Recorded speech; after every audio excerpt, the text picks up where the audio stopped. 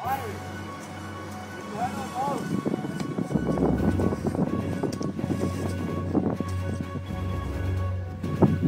skal overhovedet ikke dræbe så mange mennesker.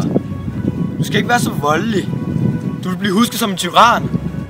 Vil du da have, at der skal stå i vores islandske sagaer, at Torgeir Horvason og Tormod Bertesson skal mindes som to mænd, der bare fandt sig i alt og ikke har nogen ære i livet?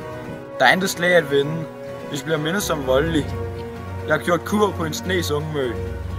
De ældre skrifter vil skrive om min slægt de næste mange somre. Jeg vil blive kaldt Tormod Ungmøskraller. Da han nåede op gennem passet på det nøgne fjeld og kom ned til dalen på den anden side, red han hen til gården Havsafjeld. Der stod nogle mænd ude for husene i tone. Forhyrderne var kommet hjem efter at have været ude at se til sine dyr. Han var træt og lænede sig ned over sin hyrdestab, mens han sænkede med de andre mænd, mens han snakkede med de andre mænd. Hyrden var noget krumbøjet, stak enden bagud og halsen frem. Og Torgeir så det. Kunne han ikke dy sig. Han red nærmere, løftede sin økse og lod den falde ned på hyrdens hals.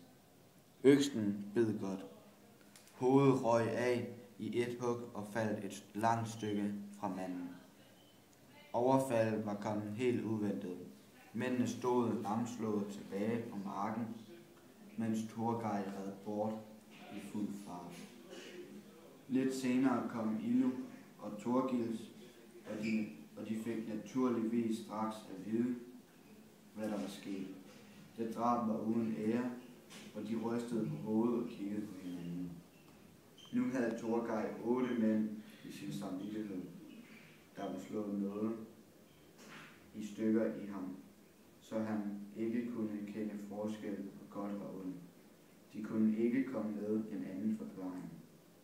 Han tog ikke imod fornuft, selvom de gjorde alt for at fortælle og vise, hvordan man skulle opføre sig i et anstændigt og ægte